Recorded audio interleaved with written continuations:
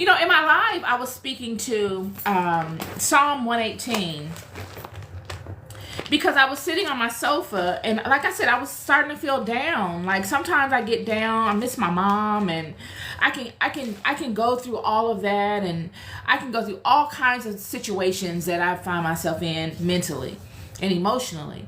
And I started to feel really down. And then something said, "No, why are you feeling down? You have so much to be thankful for. There's always something that you can be thankful for. Why are you feeling down?" And so I immediately went into, this is the day that the Lord hath made. I will rejoice and be glad in it. And then I popped up I hopped in the shower. I said, I'm going to do a live. I hopped in the shower, and I got out, and I came and I sat in front of this video, and I'm doing this live. And so while I was conveying my interpretation of Psalm 118, I had said, those that I forgot what verse it was where it said I forgot what verse it was, but I was speaking to people that mistreat you. Ask God to bind them up and cast them down into the abysmal pit of hell. And then I followed up with, maybe while they're falling in that abysmal pit of hell, because the abysmal pit of hell is a pit. It's an endless pit. And I may mention that while they're falling, maybe they have this moment where they understand the wrong in their actions and trying to harm other people for no reason, and they repent, and somehow they can be redeemed from that. But I want to, and after I did the video, I always do this. I condemn myself, not condemn myself, but I rewind things in my mind. I'm like, oh, how could we have done better with that? But, everything is not always love and light in the world of spirit. It's not. There's reactions and consequences and all kinds of things that God has in place to redeem us by. There's consequences to actions that we all are bound to, even the most righteous of us. So, it's nothing to beat myself up or ourselves up for when we speak things in the spirit of protecting ourselves. But I want to speak to those people that feel as if they have to do such things to others. Those people that feel like the things that they wrestle with are so heavy that you, being the person that represents whatever it is that they feel like they can't align to, are their enemy. And they got to try to dismantle you or to disrupt any level of happiness that you have, or cause some form of discomfort to you because of it. I want to speak to that, because I believe right now, y'all, that is the purpose of God moving. God doesn't move for the perfect. Those people are already allotted for. God has already moved tremendously in their lives. They weren't perfect their whole lives. And even if you think you're perfect, there's something that you can improve upon. But the ones that align closely to God did not always align closely. So when God moves, God doesn't really move to realign those people. When God moves, I have found that God moves a lot of times in a way to ignite a fire in those people that are already aligned, so that they show and they testify to others that are not. They kind of catch the wave of whatever it is God is moving within. And it's like a domino effect. We all testify to the power of God so that we can overcome the power of those that are not aligned. That's what I'm seeing here. It's not to dismantle any systems. It's not to break this thing down and to all this kind of stuff. I guess you could say it does eventually, but Rome wasn't built nor destroyed in one day. It is you coming forth and testifying. And a lot of times, just your testimony, your presence is enough to make people feel very uncomfortable.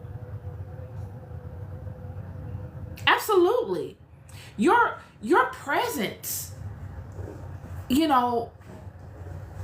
alone. It's you know what it's like when you look. Think of being in a busy metropolitan city like New York or LA. Think of being downtown LA, if you've ever been to downtown LA, or downtown New York City, or whatever your downtown area is within your community, your state. And you've got your headphones on. You know what I'm saying? You got your music playing, and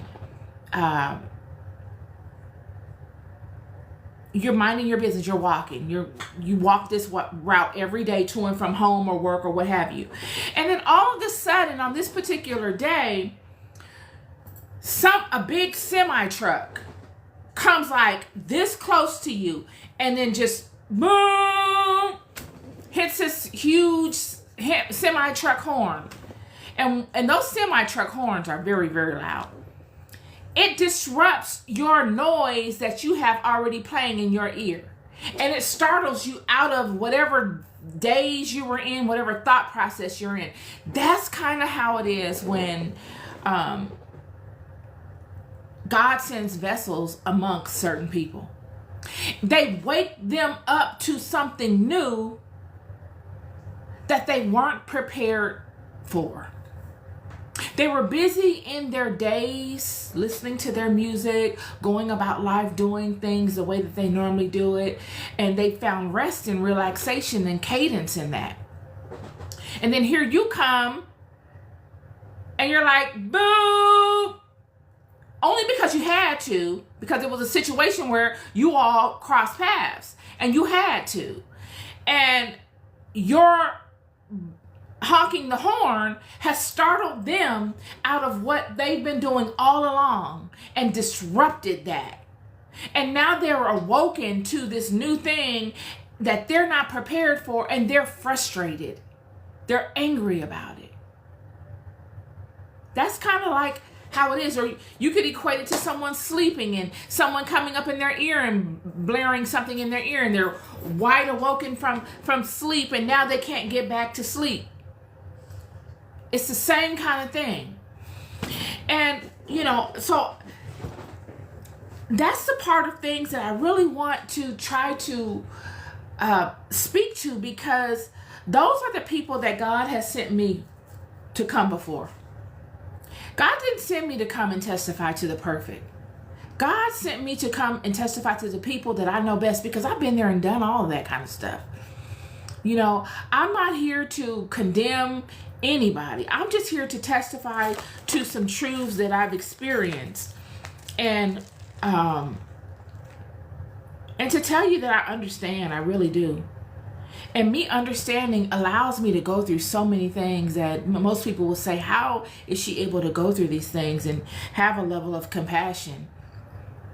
Just like when I was on the last live, I was talking about, all the people that have done this, that, and the other, send them to the abysmal pit of hell and all this kind of stuff. That's what my flesh feels, and I can justify that. I mean, there's nothing sinful in saying that, but my spirit says, those people don't know. And those are your people. Those are the people that you come to speak to. Not to condemn them, but to show them the error in their ways. And that's what I want to begin with. And I don't really know how to begin with this. Outside of telling you that you're worthy.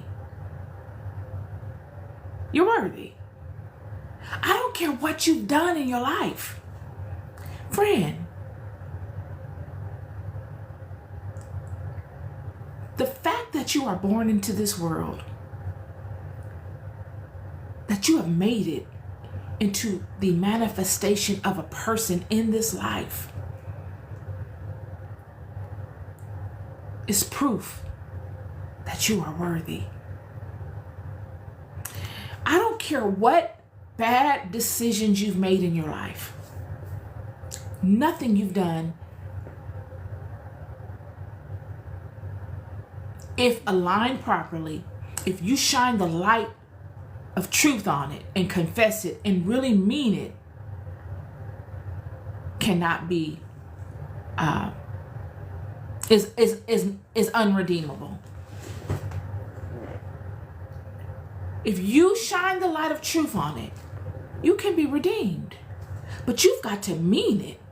You can't placate it. You can't manipulate your way through it. When God came to Adam in the garden, after they all made the decisions, everybody made their decision, the serpent, Eve, and Adam, all of them. God came, in the Bible, in the Apocrypha, actually, it says that when they ate of the fruit, the environment immediately changed. The Apocrypha speaks to the environment changing, and the leaves on the trees immediately shed.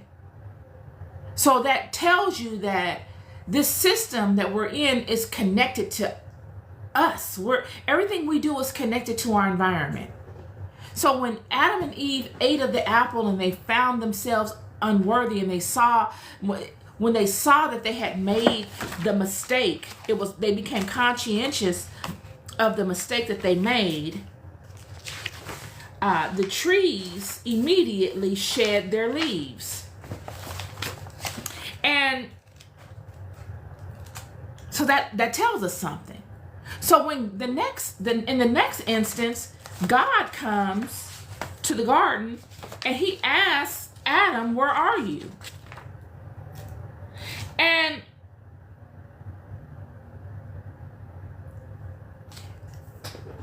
Adam hid, as if he could hide from his creator. He hid. He tried to hide from God. He was hiding from his own self, his own creator. Instead of him owning his situation and saying, and God asked him, "What have you done?" And he says, then the blaming game begins. Instead of Adam owning it,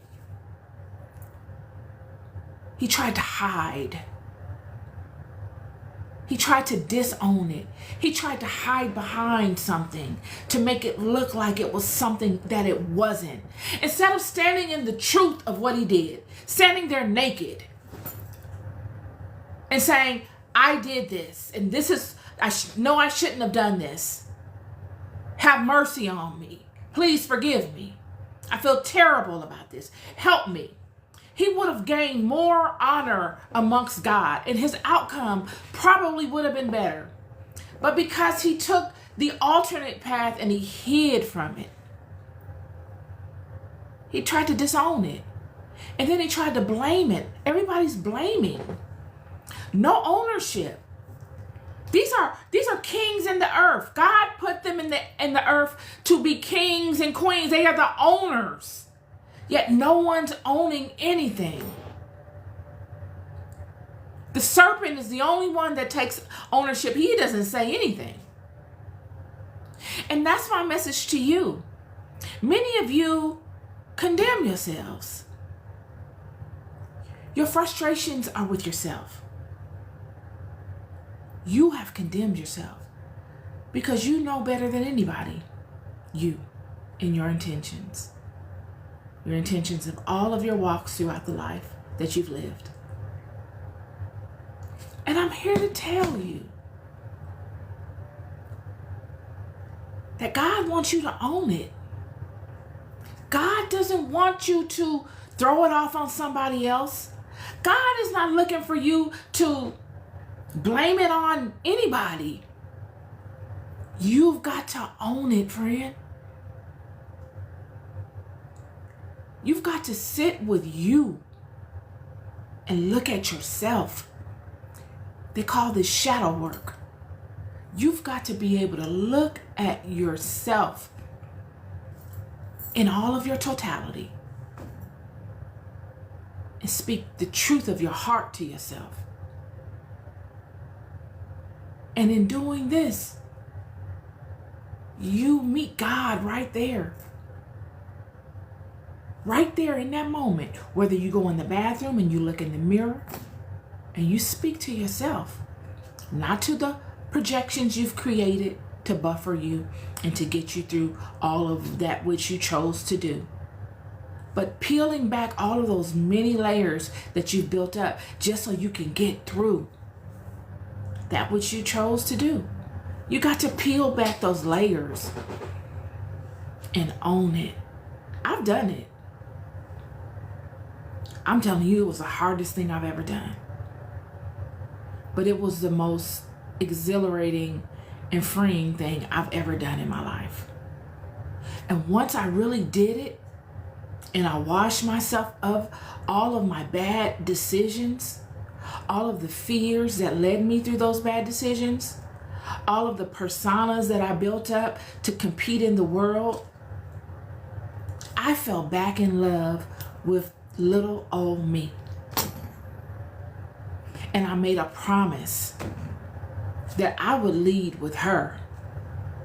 I don't have to lead with nobody else. I don't have to put on this other projection to go and face the many demons of the world. The demons of the world are scared of her because she's the truest and the most powerful essence of me. But I, at one time, thought I had to cover her to compete. And it was necessary, friends, when I tell you, it's necessary to do these things in the beginning. It's not abnormal. It's the normal part of who we are as humans. We all do these things. Only to get to a place where God makes you shed all of that. Peel all of that back.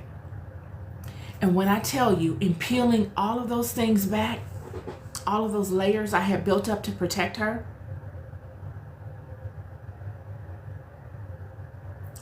when I would go within my own mind and find rest, I would find rest in the most magnificent places. Places that outer portion of me, the one that I made all beautiful with all the worldly stuff and the worldly attitude and the competing and all, could never see. Could never see. I would not take offense to things as I normally would, because there was no projection to try to protect. There's no image. I'm able to really look at things from a pure place to capture the purest essence of those situations and what they were coming to teach me. It was the hardest thing I could ever do. Friend, it's very, very difficult to be humble in the beginning. It's frightening to lead with your truest self. To look at someone and not show a projection, but to show yourself, your truest self, which many will see as a weakness. But now you're showing your truest self, not just alone you showing it. You're showing your truest self in alignment with something greater. And that is the power of God. I'm here to tell you. And that aspect of yourself, that childlike aspect, is far from weak when aligned properly with the power of God. It is the most formidable aspect you have in this life. It's disarming in a sense, because when you come forth to people, you can show that aspect of yourself, and it allows you to have commonality to the most purest aspect of them. But also, to others, you will look as a sheep, a lamb, or I don't even know if I want to call it a lamb. You'll look vulnerable, but you're not. Surely you would be had you not aligned properly to the power of God within you. But you are far from vulnerable. Far. You just look it because you're not leading with a projection. You look like a naive, wandering little lamb out in the field that one can just come and overtake because you have that naive kind of ambiance. There's no projection. You're just being yourself. And to the wolves, they'll see it as, wow, I've really come upon something. This is my lucky day. When really it could be the worst day of your life. Because it's not what you see. They're still hung up on the projection. They're still hung up on everybody projecting this outward kind of thing. Yet you've come into the truth of something else. You don't need to do that. When you are really healed, friend, you don't need to do any of that at all. There's no projection. There's no image to live up to. You just are. You are who you were created to be. And it doesn't have to be, you don't have to have the best figure. You don't have to have all of this and all of that to be it. Yet you will still be magnetic. The same, even more so. So, I wanted to speak to how you're worthy. Even the wolves are worthy. The lions are worthy. The tigers are worthy. You condemn you. You must get to a place where you begin to heal yourself instead of resting continuously in your life of inner condemnation. Many of us have built a whole life around us condemning us. I'll never be able to overshadow the condemnation of my past, so I'll just make amends with it. That's not true. What would life be like for you if you really just owned your stuff? If you let the fear go, you said, you know what? I know I've done some terrible things in my life. But I can start today by doing something to rectify it, to right it. Can I begin today by doing something to outweigh the wrong? Can I begin today in doing more right in my life to outweigh the wrong that I've done thus far? How would you feel?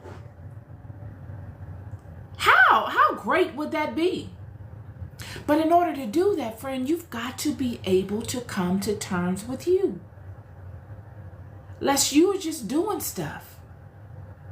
You've got to face you. Because a lot of times the things that we go through in life are just reenactments of old stuff that we've gone through before. Oh, that person you have a problem with mirrors that other person you had a problem with before. Then it couldn't be the person. It's you. It's God in life. It keeps sending these people your way for you to uncover why they're so problematic to you. It's not them. It's a projection of you and your fears or you and your trauma that you see in them. You've got to uncover that. You've got to come to terms with that. You can't spend your entire existence slaying everyone that reminds you of that trauma.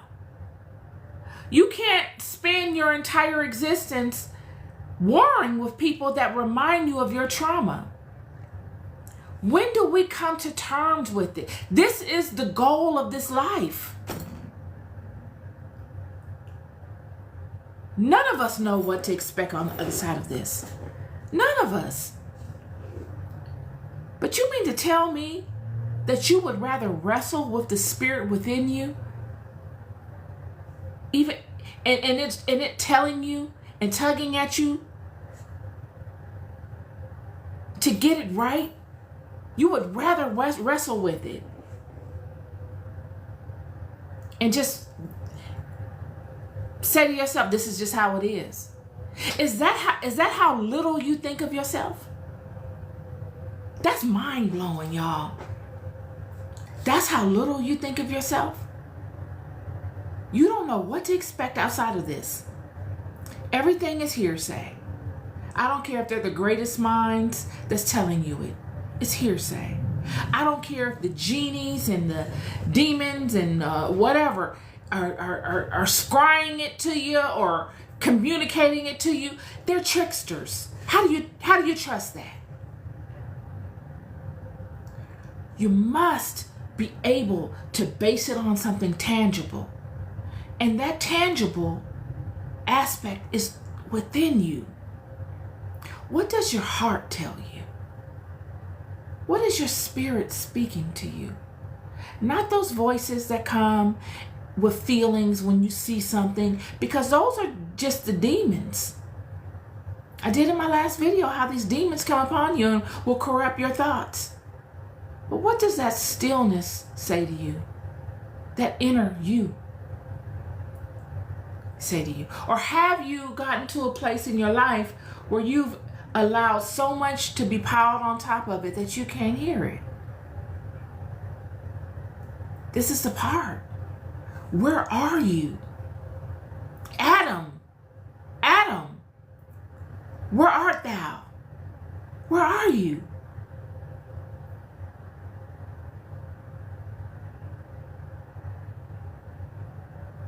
And Adam said, I hid from you because I heard you and I knew I was naked. I knew I was guilty.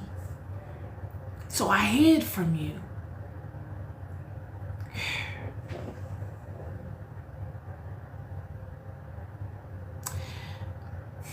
You can't hide.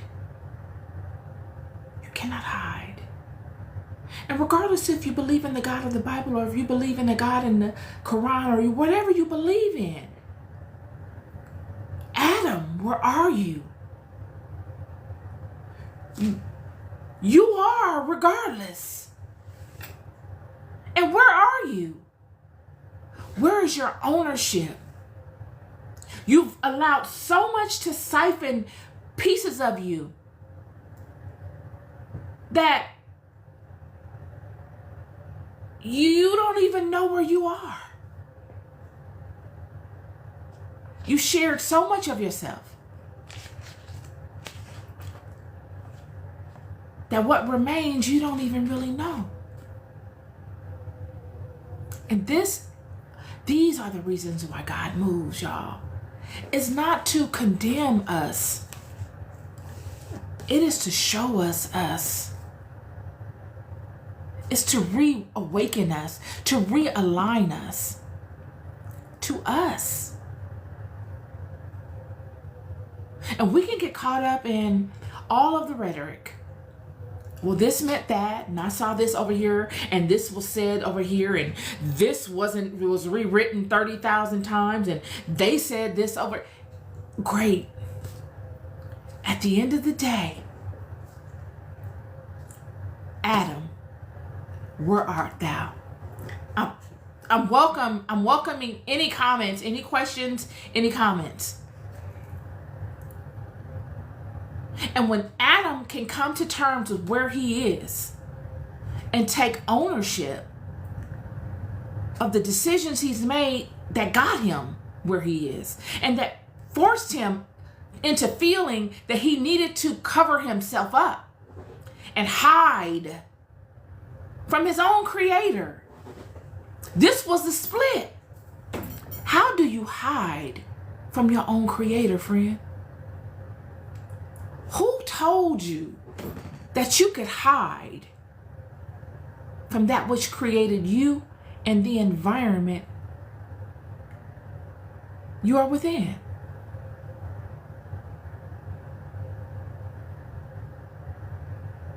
God is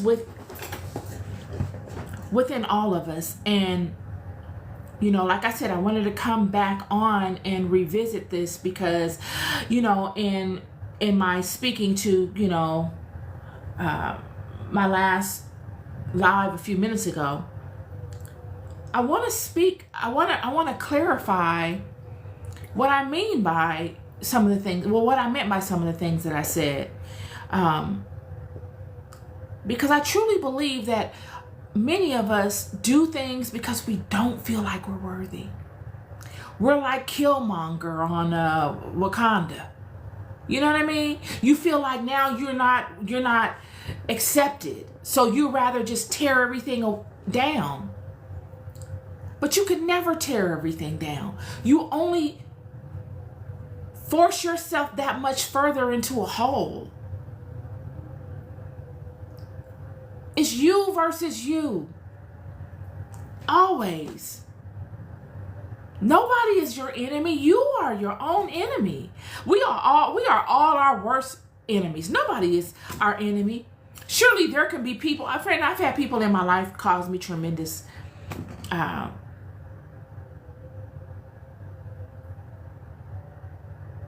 what's the right word? Discomfort. But only to an extent. Because in order for someone to really discomfort me, I've had to have a really fortified vision of that thing that they're looking to placate against me. And in me changing my perception on it,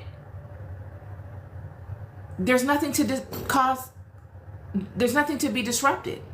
If I don't care, how do you disrupt? But a lot of times it can go, where am I going with this? If I don't care, there's not much to disrupt, but nobody wants to continuously hop from one care to the next just so that they're not discomforted by other people and their stuff. Because you do have people in life that really look to just try to find any and every way to cause a disruption.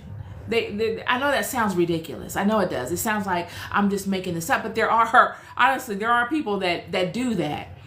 And I'm not making this up. And those are the people that I'm speaking to. It's like, you can only serve as a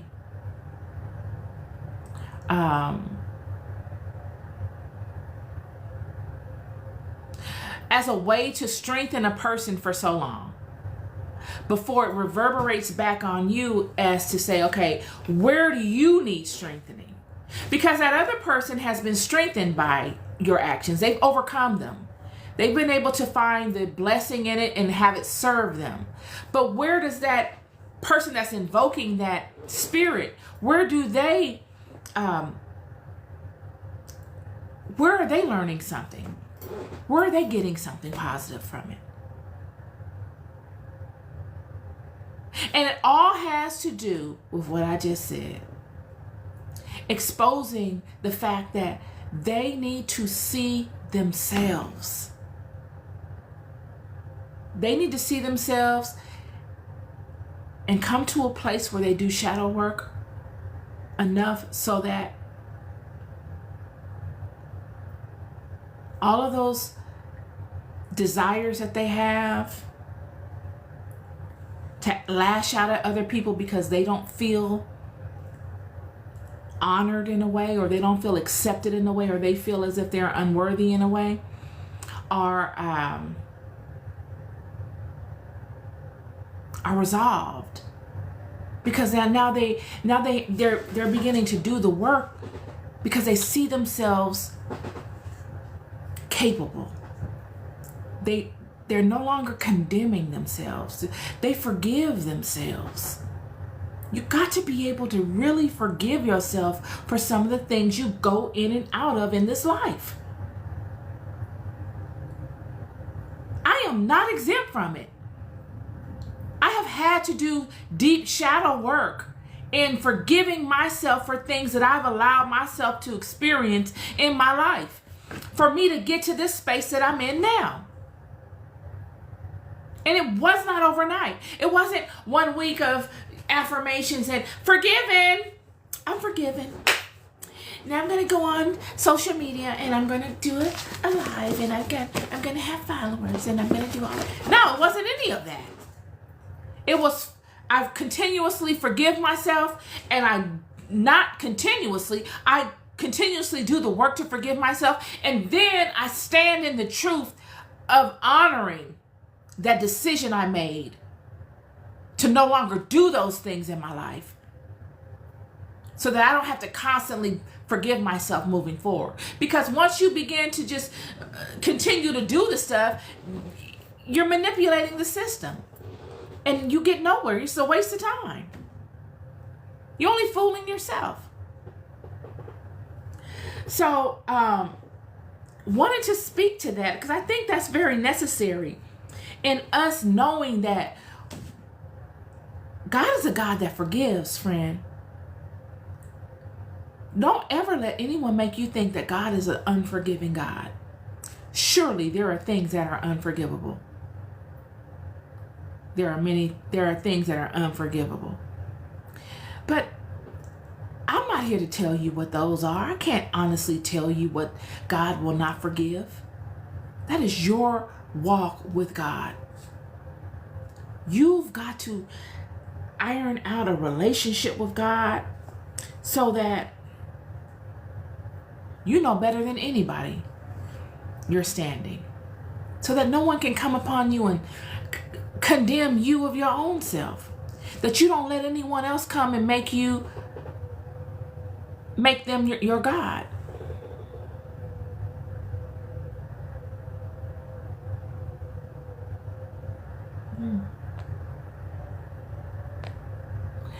Yeah. So I just want to come on and give you guys a kind word today. It was on my spirit. Again, all of this that I'm doing right now, you guys, is like a second video, or a second live to my initial live that I did. I was reading Psalm 118 and I had elaborated on some things regarding, when people mistreat you and how I felt about it. And I wanted to speak to that because I don't ever want to make it, I will over communicate before I will allow myself to be misunderstood.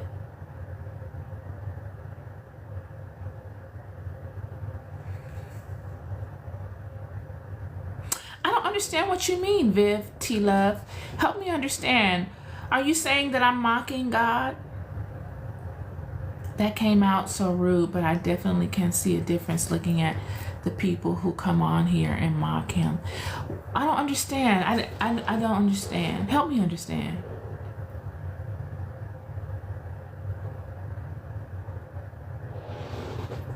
I definitely don't look to mock anybody, especially not God.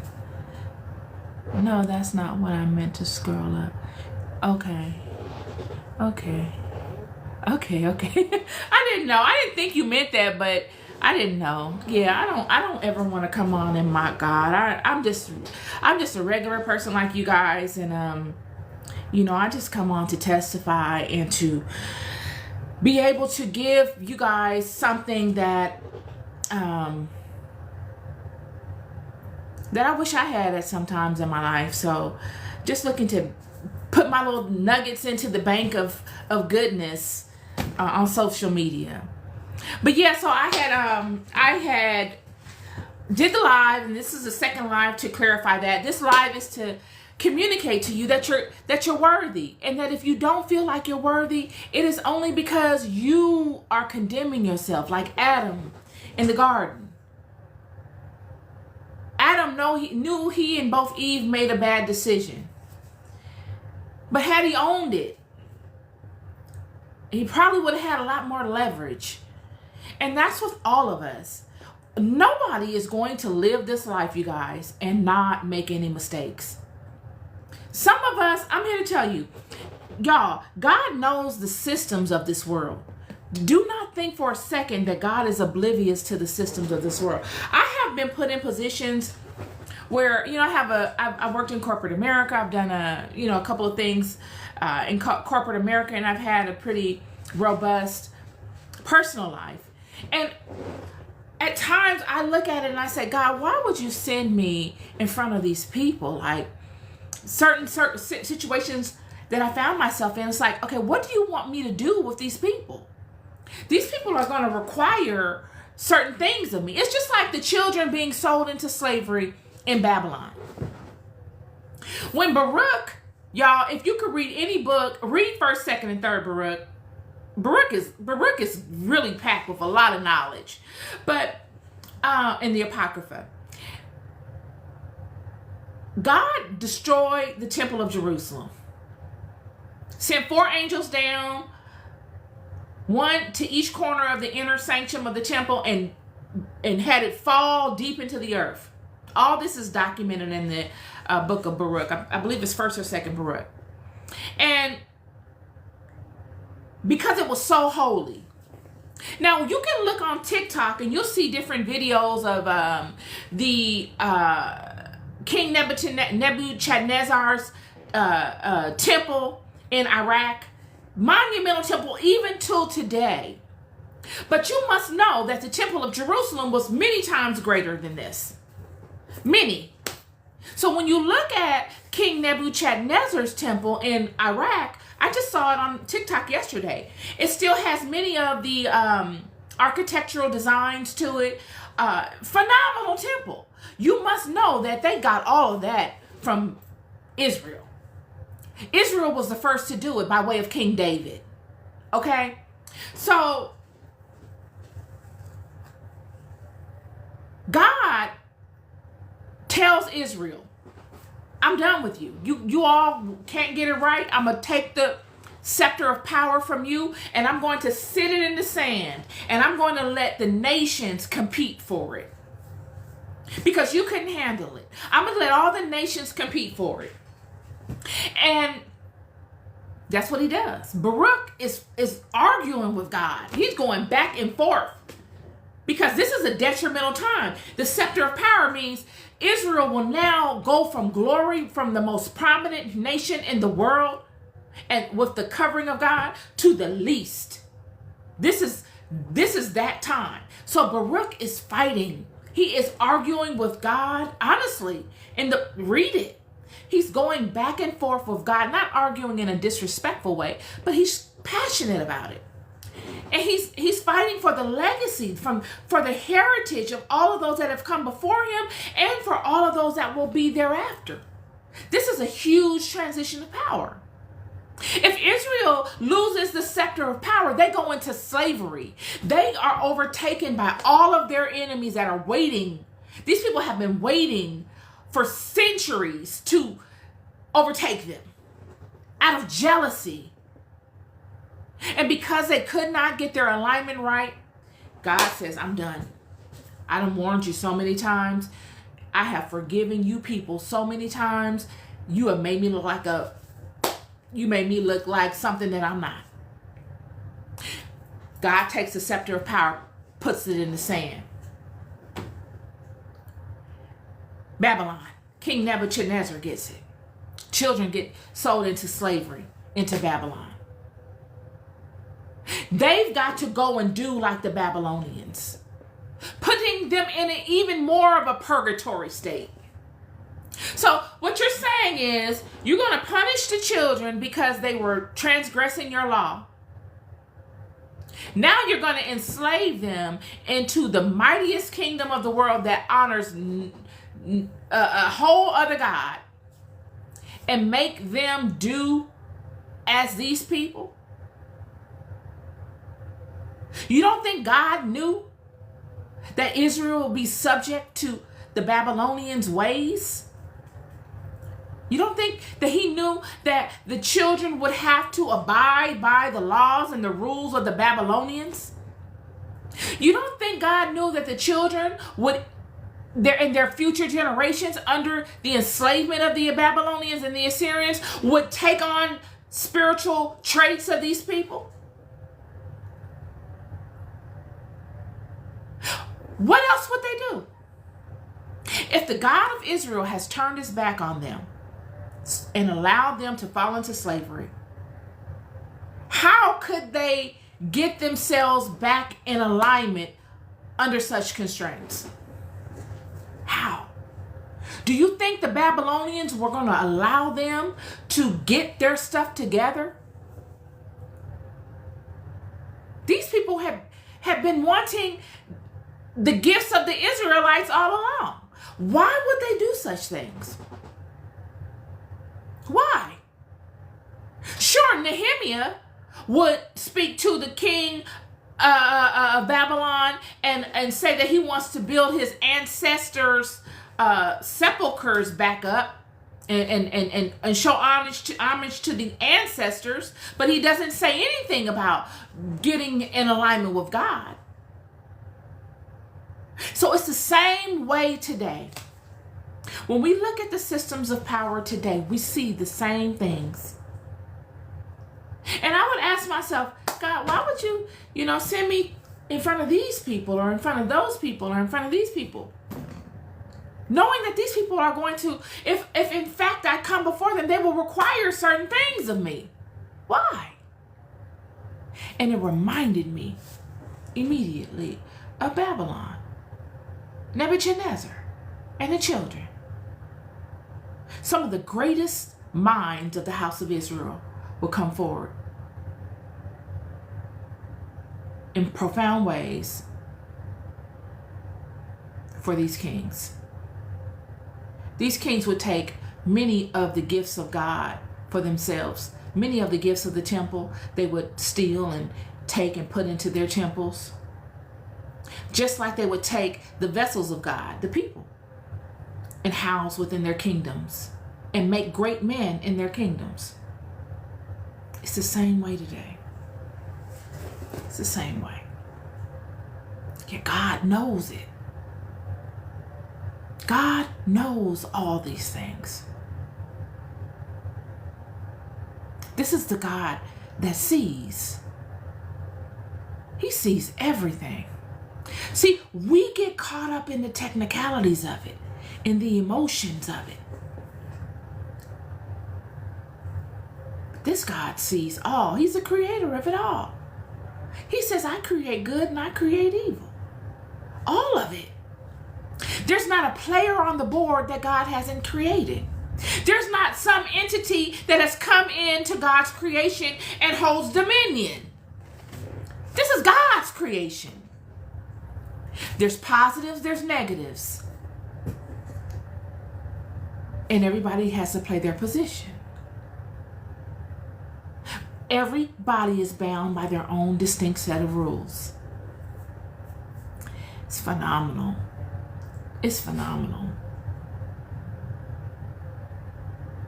Yet the same thing has to do with many of us in our condemnations of the things that we've done to find security within particular verticals in life. You are condemning you, friend. Surely many things you've done you shouldn't have done. But it's up to you to own it. Just like you did it, why can't you own it? Why can't you own it? It was easy to do. Is it easy to own? Well, if it's not, you should immediately stop doing it. And you should immediately begin to find ways of healing yourself from it, so that you can lessen the condemnation you have of yourself because of it. This is the recipe.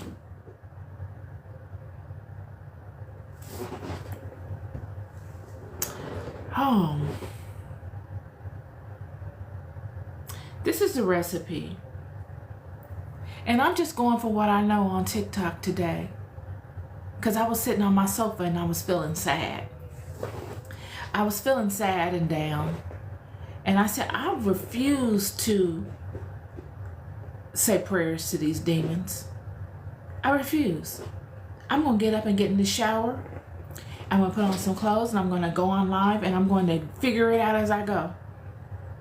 And that's how this happened today. You are loved more than you'll ever know. You are loved more than you'll ever know. Monique, thank you, friend. Thank you, thank you. And I'll never stop telling you. I think I'm going to come on here more often and do these lives. You all can interact with me in the comments so that I know, you give me more talking points.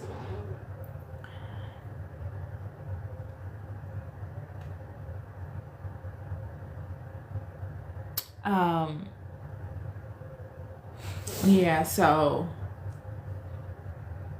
wanted to come on with that. Just to let you guys know that you are worthy, okay? You're worthy. I'm not going to keep you. I just want to clarify my last live. And I want you to have a wonderful, safe, and blessed Friday. Until we meet again. Peace and love.